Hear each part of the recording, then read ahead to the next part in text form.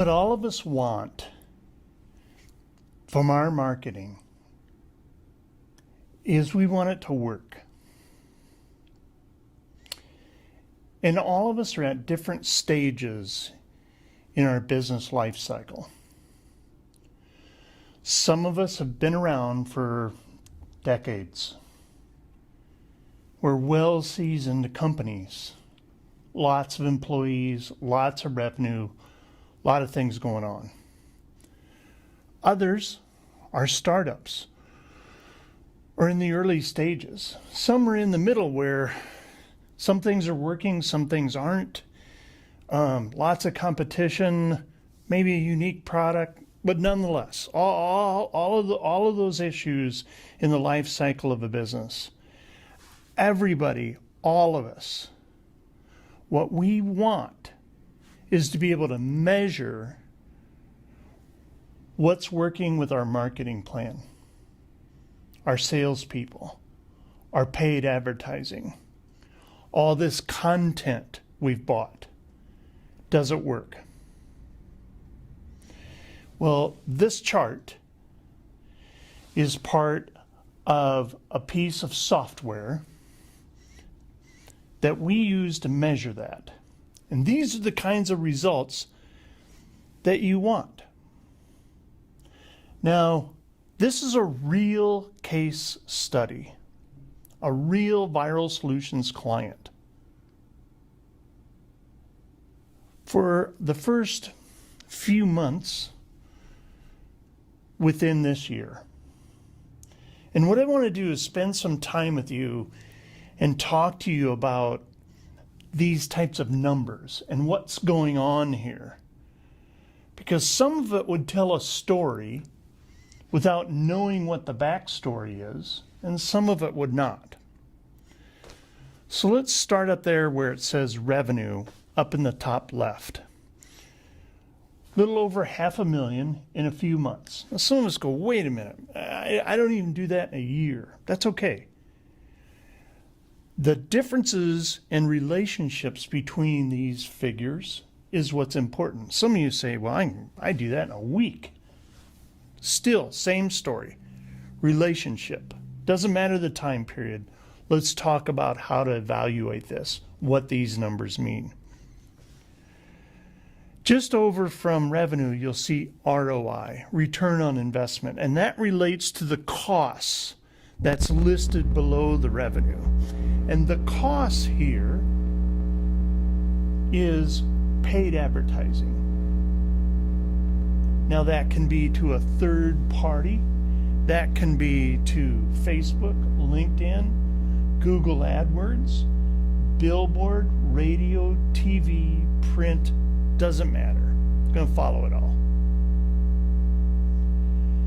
Then in the top middle, you see lifetime value. That is measuring the value of a given customer over their life cycle. It can also be used to measure the life cycle of what this report is. Okay? Next, EPL, earnings per lead. That's your number of leads. What's a lead? They're not a customer, but they're in your database. You've acquired them through a lead magnet, a phone call, a sales call. They contacted you, showed up at your booth, you name it. Webinar, seminar, you get the idea. It's a lead. Qualified in your database, not a customer. Earned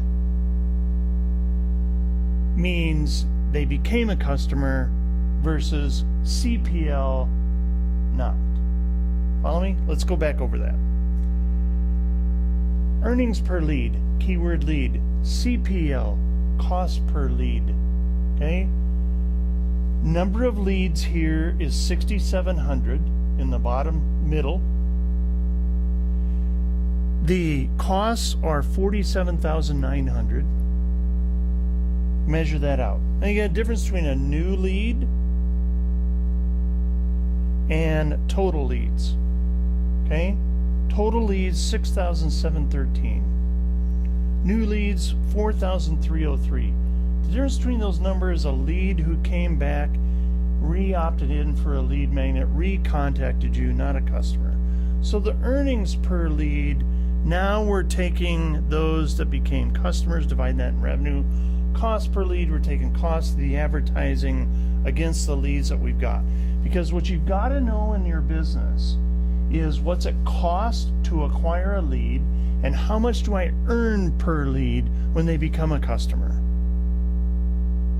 How many of those do I get? How many clicks did I get? How many sales, transactions? That sales number up there means transactions. Customers buying units. Originals in your database. Now, you can do all types of measurements between all of these figures and come up with what you evaluate as success and failure. But here you're talking about a 9.8 return on investment. In other words, your investment of $47.9 gave you revenue of $520. You have to determine, is that good or bad? I've shown this chart to some people say I would never do that. I would never invest that much. Some people I've showed it to go, I'd do that all day long, even give you more. That's a difference in your business model. Because what isn't taken into consideration here is the profitability of your offer. Your product, your service only takes into consideration your cost of acquisition. Doesn't take into production costs, labor, distribution, all those overhead figures. It's not taken into play here. So if I show this to a grocery store owner that operates on a 1.5% to 2.5% profitability, poof, okay? I show this to somebody who's a speaker coach and they are their only expense. They love it all day long. So this plan, these metrics need to fit your business. Let's look a little further. You're going to see some metrics across the bottom that talk about Facebook, email, AdWords, unpaid social. And you're also going to know that if you add all those numbers up, those are revenue numbers underneath of those icons, that they don't add up to total revenue, right? No problem. You've got a difference there of how much of your sales volume is trackable, attributed to a certain process, and how much just comes in because you've got a great brand, you've got a great message. It's repeating, right? This chart is trying to attribute revenue based upon a channel. Here, Facebook brought in 62,782. Email 210. Google AdWords 12.9. Unpaid social, the organic side of all social media channels, 34. Now, in order to know whether that's working well or not, you have to understand how this business generates leads, creates sales, and which of those channels do what.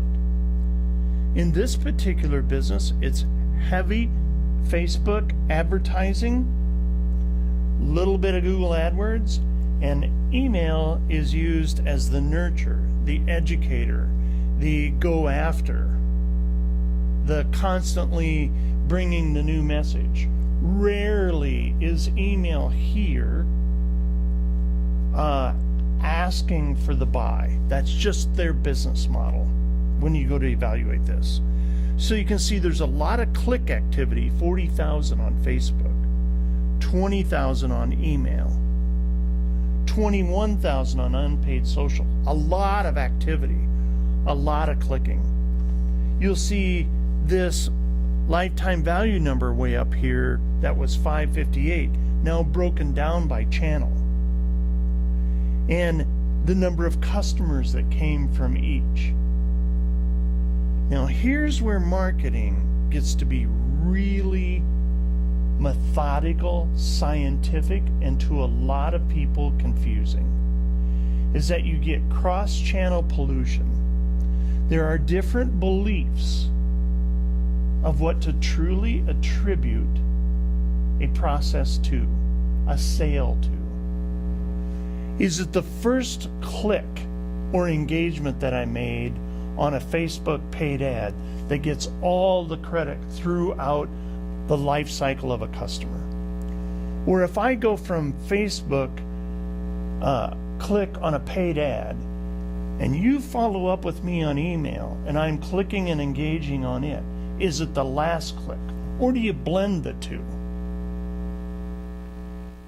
There's different models that we can utilize to show you, our customer, these issues. And these are how you make and we make decisions. Do you have a viable offer? Do you have a base of prospective customers that wants to do business with you? Or do you have a site that's just hit with free education all the time because you got this massive content, but it doesn't generate revenue? That's how you know if you have a viable offer or not, a viable business or not, a profitable business. And then you just keep tweaking, measure, tweak the message, tweak the landing page, tweak the billboard, change what seminars and webinars you do and how you present to people, and then sit back and watch the numbers move and change. That's using scientific, methodical marketing backed with factual data, then going back to the message, back to the data.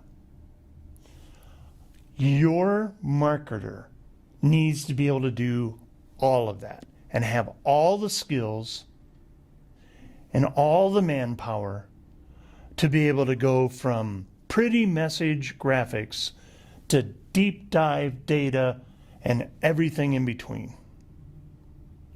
We're Viral Solutions, and this is how we do business.